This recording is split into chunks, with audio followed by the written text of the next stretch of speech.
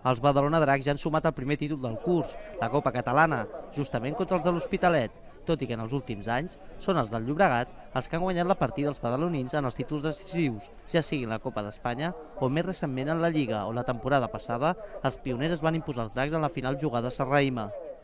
Per aquest motiu, a part de la històrica rivalitat entre tots dos equips, els Dracs tenen una motivació afegida per guanyar un títol estatal davant la terra rival.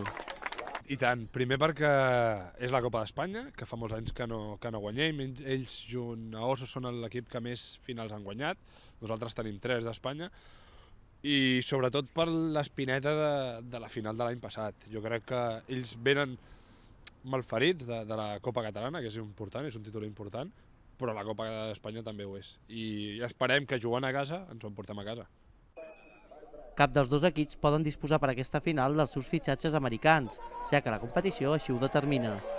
Els Dracs, però, s'han caracteritzat en les darreres temporades de servir-se del seu planter per armar el primer equip. Ja portem uns 2-3 anys, 2 temporades importants portant jugadors del júnior, que estan combinant jugant al júnior i jugant al sènior, però és que aquest any s'han convertit en jugadors importants, tan importants com que són titulars. Jo podria destacar tots, però l'Òscar Olivenza, o el Dani Franco, o el Germans Brunyani, o el Sergi, o el Mingo, tots aquests jugadors ens estan aportant molt. L'any passat eren júniors que jugaven al sènior, aquest any són sèniors que a més juguen amb el júnior.